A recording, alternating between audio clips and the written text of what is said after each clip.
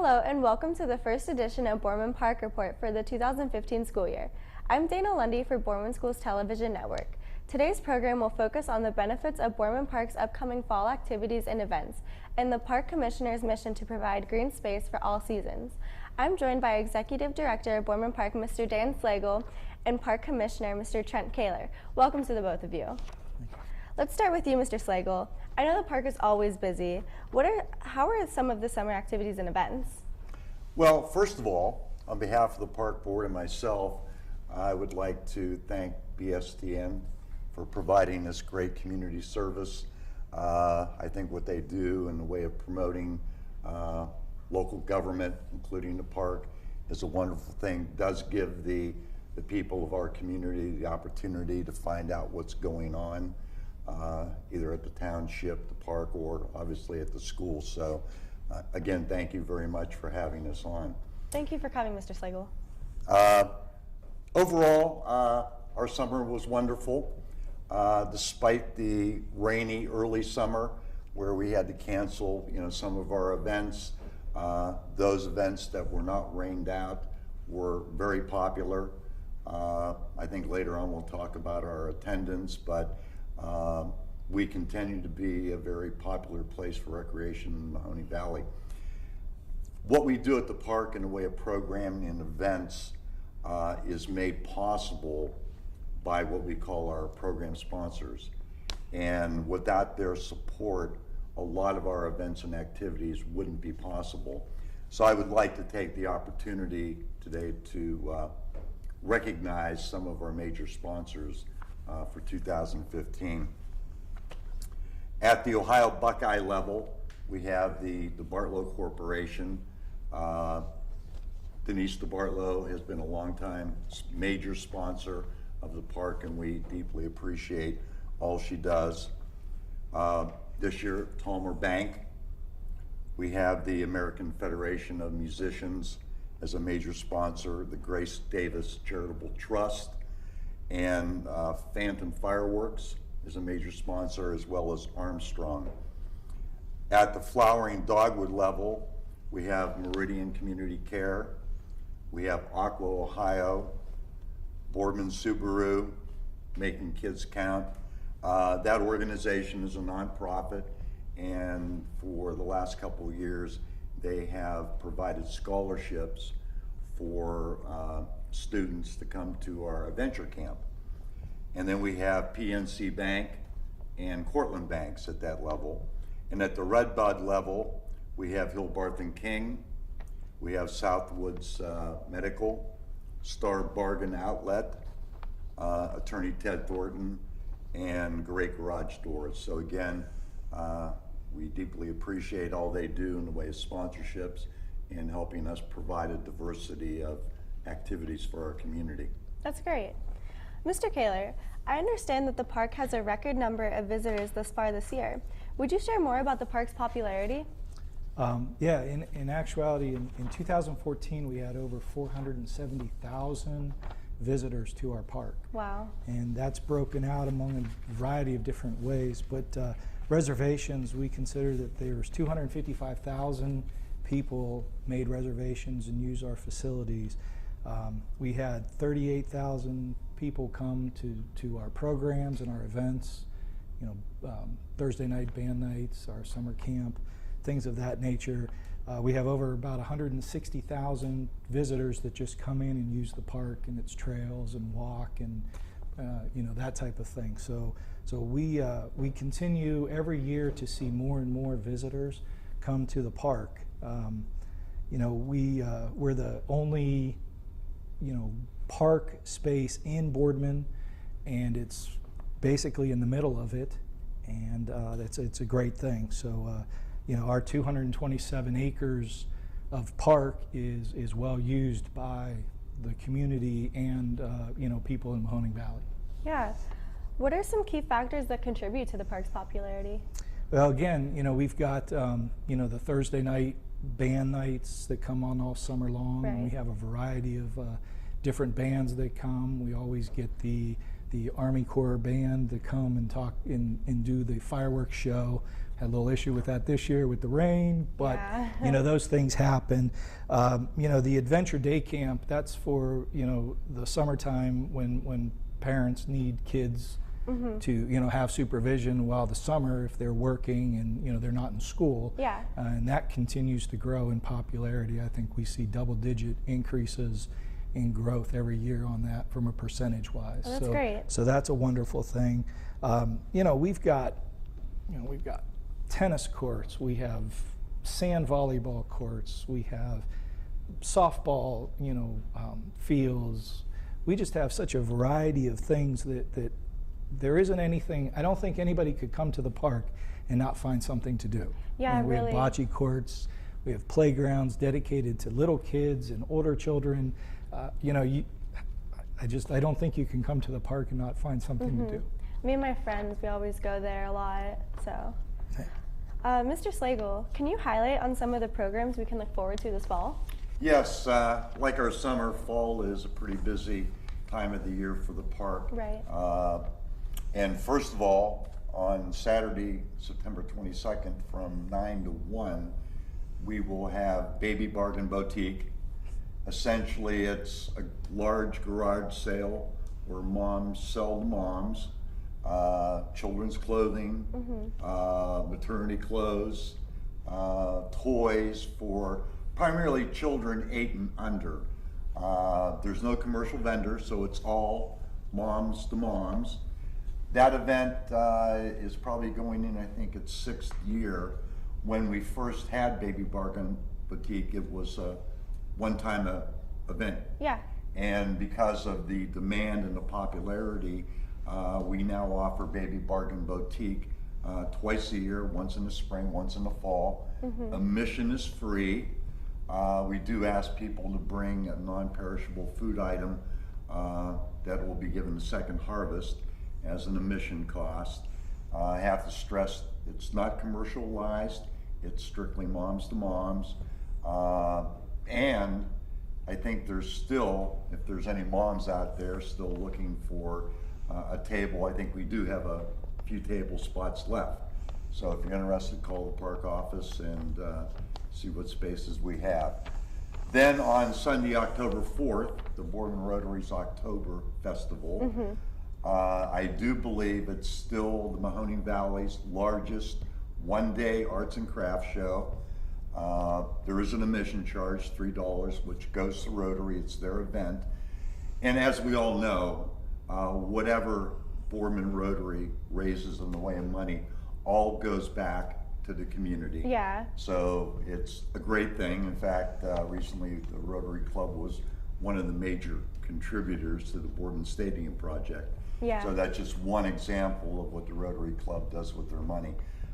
In addition to the arts and crafts, they do have food concessions, fair type food, and this year they're going to have a children's entertainment area for the moms who bring their kids. There'll be a place for the kids to have some games or That's rides great. or whatever. After that, we're going to have our Halloween Canine Carnival on Sunday, October 11th from 12 to 4. We are partnering with Animal Charity in this event. They're a co-sponsor. We're going to have a Halloween dog costume contest. Aw. There's going to be, yeah, it's That's adorable. yeah, trying to pick up in the fall Halloween theme. The carnival will include demonstrations by, for example, the Boardman Canine Unit. We're going to have a couple of vets there to give lectures on pet care. I think there's going to be several dog rescue organizations, and there will be a raffle. Also, we're going to have some entertainment for children. We're going to have a bouncer and a climbing wall, so it'll be a fun-filled afternoon on the Sunday, October 11th. After that comes the Halloween events. We start off with a pumpkin carving contest. And just to give you a little history, this event, the pumpkin carve out, has been going on for about 35 years. Wow. Originally, it was an effort by the Boardman Kiwanis Club and 4-H where they came in and had a carve out, and at that time there was like 1,000 pumpkins on display. Over the years, the Kiwanis Club and the 4-H decided to turn the event over to the park. So we have had this ongoing pumpkin carve out. That's great. And that is, it starts on Friday the 16th of October. And it goes throughout the weekend, where people are invited to come in, carve a pumpkin, make a small donation to cover the cost of the pumpkin. And then after the carve out, we put the pumpkins on display for the rest of the Halloween season. They're lighted every night. So it's a great event. There will be prizes awarded in different age categories. So hopefully the weather cooperates. Yeah, hopefully. Boo Through the Woods, which is on Sunday, October 18th from 1 to 3. Boo Through the Woods is a spin-off from what's called Trunk or Treat. And the way it works, local businesses come in, they set up along our hike and bike trail, which is a paved trail through the woods, and out of the trunk of their car or the back of their pickup truck, they distribute Halloween goodies as the children walk along the hike and bike trail. Oh, I used to go to that. And it's a great event, and we do appreciate there are, I think right now, about 18 different businesses that have signed up. That's great. And they absorb all the costs to do that. And usually some of them join in the Halloween fun and dress in costumes, and it's a nice event. So that is Sunday, October 18th from 1 to 3. And then finally, in conjunction with the, starting with the pumpkin carve out, we have our family-friendly haunted hay wagon rides.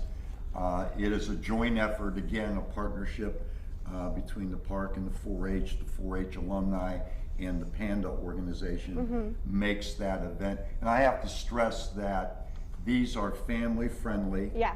They are it's no blood and guts. Yeah. It's not scary to the point of making kids cry. Obviously, each individual child interprets it differently.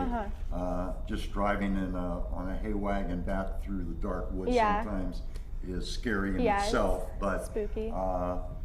The rates this year for a family pack is $15 for resident and $18 for non-resident. It starts Friday night, October 17th. Friday and Saturday nights, the last 3 weekends of October. That's great. And to you, Mr. Kaler, can you please give us an update on Marge Hartman's Pawstown? Okay, so we have a dog park in the park, and currently we have 105 members in that park. This came as a result of a number of people who wanted to have some type of place to bring their dogs for social interaction with the dogs, and just to let them be able to run free. In the park, we've always encouraged people to bring dogs, but they have to be leashed, and so this was an opportunity for a group of people to come together and kind of develop this park for us, and we've taken it over as part of the park. We've added some things to it. We've got some fire hydrants for the dogs. We've got some nice shelters, and we've got some trees planted there. So we're going to continue to build onto that park. We're going to continue to make things, make it better, add, hopefully we're going to add some trail type spaces for the dogs and things like that. So we're going to continue to upgrade that park, that dog park within our park. So Pawstown is a members only dog park. Yes. One of the things that again, we had this group of people kind of develop this dog park on their own and then come to the park with their ideas.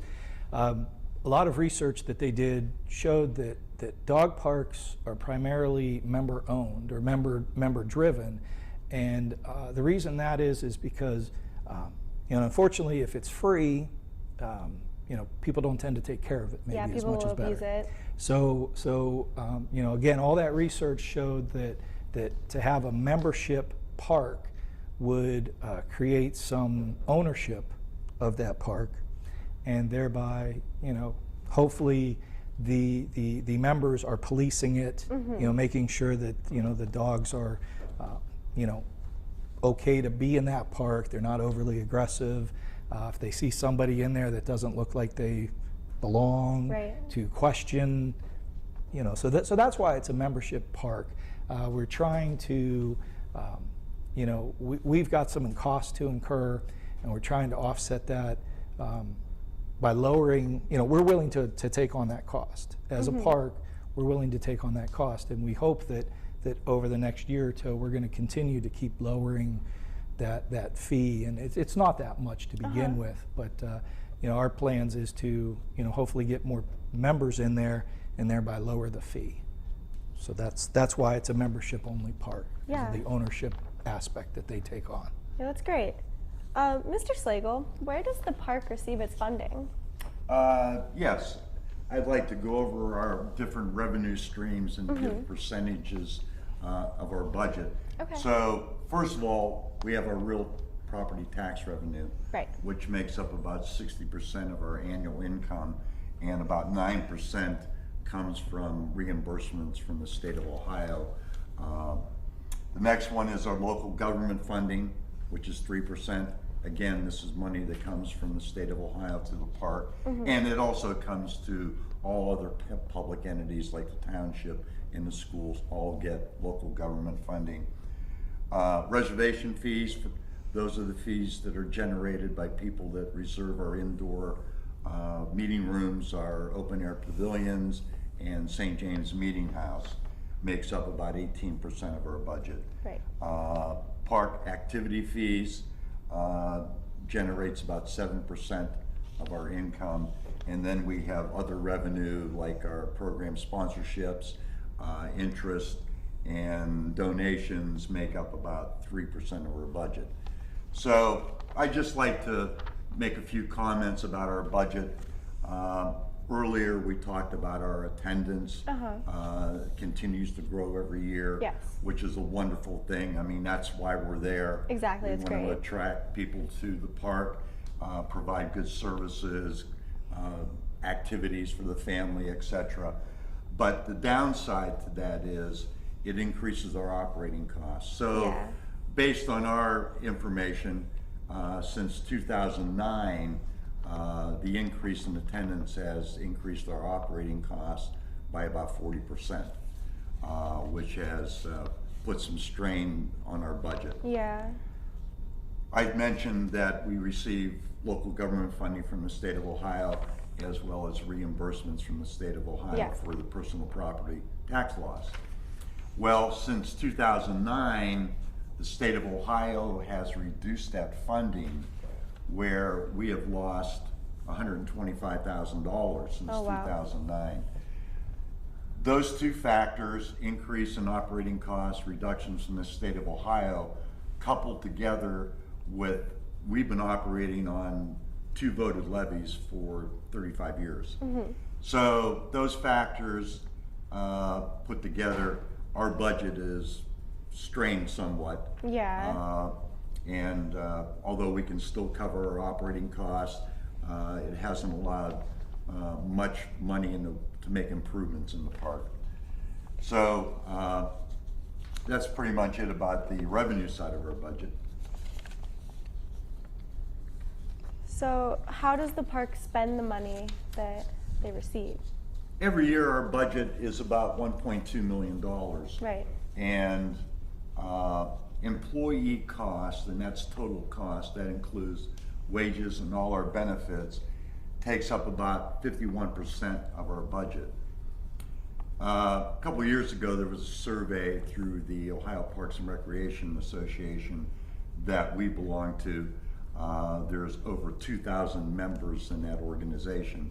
And based on the results of that survey, asking the question, what is the percentage of your budget allocated to total employee costs? A very simple question. The median number was 58.4%. Now keep in mind, ours is 51%, thereabouts, so we're below the median number.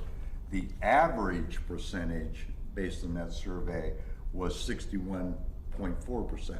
Right. So compared to other parks in the state of Ohio, we're doing a really good job in controlling our employee costs. That's good. Supplies and maintenance makes up about 10% of our budget. Utility cost is about 6% of our budget. Programming and events is 10% of our budget. And keep in mind, like I mentioned earlier, the support of our program sponsors helps offset that cost. So in reality, it's probably more than 10%. Insurance and other costs makes up 3%. We do have some debt service, which is 16% of our budget. And then capital improvements, based on our 2015 budget, is 3%. Now, we do know that the state of Ohio is going to continue to cut back the money that they give local governments. And based on those trends, we can safely say that come next year, 2016, we probably won't have any money available for capital improvements. Now, Mr. Kaler, speaking of expenditures, I understand that Boardman Park has an announcement to make. Yes. Last year, the State Treasurer, Josh Mandel, launched a website called ohiocheckbook.com. And what it is it's basically, it's an opportunity for transparency in that we will load all of our revenue and expenditures onto this website so that anybody in Boardman or anybody that uses the park will be able to log into that website, and they'll be able to see exactly how Boardman Township is spending our money. So these numbers that Dan gave you, you'll be able to see that is exactly what's going on, that we're not trying to hide anything or use money inappropriately, but you'll be able to see that on their report. It'll also be able to show your expenditures versus others. So it's supposed to be a tool to see that, as we had said in that survey, Boardman Township does a good job in controlling its employee costs. You'll be able to see that. The only caveat to that is that we are one of the first parks to sign on to this program. Right. So there's not going to be a lot of peer groups to judge us against. We're actually the first park district in Northeast Ohio to sign up and do this, and I think we're the second park in the entire state to do so. So that again, we want we can sit up here and we can tell you all this is how we do it, but this will be an opportunity for the citizens in Boardman Township community to really see exactly how we spend our money. That's great. And when you mentioned real estate property tax levy revenue, can you give us some details on that? Yeah. Every resident of Boardman who owns a home or has an apartment or a condo, anything of that nature that's a residential, and then we have the commercial real estate. So anybody that has real estate in Boardman Township, you all pay taxes. You all get your semi-annual tax from the Mahoning County. We receive a portion of that. We have two levies. One's a 0.3 mil and one's a 0.6 mil, and to try and explain exactly what that is, we'd need an accountant or somebody to do that, and I can't do that. But that's where we generate all of our revenue, and we have some other, the park. We get the contributions from our corporate sponsors and things like that. But all of our revenue is derived from real estate taxes that we get from the community. Would you like to share more information on that, Mr. Slagle? Yes. Back in fact, the park was established in 1947 in November. And then in 1948, the park had its first real property tax levy, which was 1 mil. And over the years from 1948 to 1980, that millage was reduced down to 0.3 mils. It's called the reduction factor. Simply said, as the tax base gets bigger, the levy amount is reduced. So from 1948 to 1980, the 1 mil went down to a 0.3 mil. And in 1980, the park board decided to put a new 0.6 mil levy on the ballot, which was approved. So from 1980 to 2015, we've been operating on a 0.3 and a 0.6 mil levy. We also get a 1 mil non-voted levy. So mathematically, if you add those three up, it equates out to 1 mil. So we can say that for the last 67 years, the park has been operating on the equivalent of a 1 mil levy. Again, referring to the Ohio Parks and Recreation Association, a couple of years back, I posed a question on their email list asking if there were any parks who have operated longer than Boardman Township Park on the same millage. And saying obviously that we've been operating on a 1 mil levy for 67 years. And out of the over 2,000 members, nobody responded. Wow. So I can assume that, can't officially say it, but there is most likely no other park in the state that belongs to the Ohio Park and Recreation Association that has operated longer than we have on the same millage. That's really impressive. Mr. Kaler, you mentioned that the 0.3 and the 0.6 mils are voted levies. When are they voted on? When are they voted on? Or when are they voted upon? Actually, usually in November, we have that done. The 0.6 mil levy will be on this November's ballot. The 0.3 had been on a few years ago, so that's not on the ballot. So all we have right now, this year coming up, is the 0.6 mil levy. You know, we're asking for a renewal. That means there's no new taxes. So, you know, if you were paying, you know, whatever you were paying before to support the park, you'll continue to pay that amount. Okay. We estimate somebody who has a $100,000 home is paying about $18, a little over $18 a year to help the park, which, you know, that's a couple pennies a day. Yeah. So, you know, we like to say that we can have a 227-acre facility with 470,000 visitors, and we run it on you know, pennies a day. That's great. Mr. Slagle, Boardman Park recently participated in a national survey. Would you please share with our viewers some of the results? Yes, in addition to being a member of the Ohio Parks and Rec, we're also a member of the National Recreation and Park Association. Back in 2012, well, in fact, actually 2011, the National Park Association started a survey, and we have been participating in that survey since day one. And every year they publish the results of the survey. And this year, the results actually from the data inputted during 2014. And this year they're calling it their agency effective ratio survey. And I'd like to report and just give you how we compare at Boardman Park. Now, when they do this survey, demographically, they place the agencies in the same demographic categories. Right. So when we input our data, it's put into, it's based on population, it's based on size of park, budget numbers are all demographically placed in the category. So we are comparing ourselves to other similar agencies across the nation. So they do a really good job with this. So I just like to go over some of the results from 2014. Okay. Median number of full-time employees per 10,000 population. Okay, the national number is 7. Boardman Park came in at 4.3.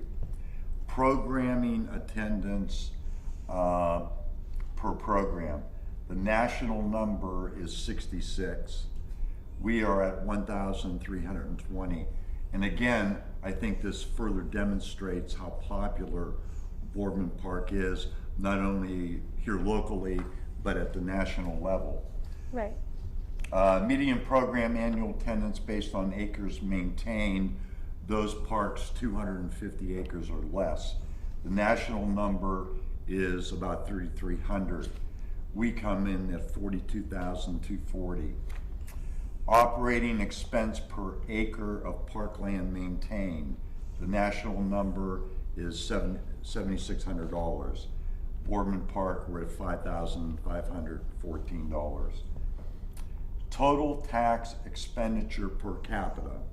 The national number is $53. Boardman Park is at $23.96. Revenue per capita, and this is based on what we've talked about, our different revenue streams, and obviously with the levy revenue being our largest revenue stream. The national number is a little over $19. We're at $11.60-some. Operating expense per full-time employee. Earlier I talked about employee costs relative to our budget being at 51% and how we compared at the state level, which was really good.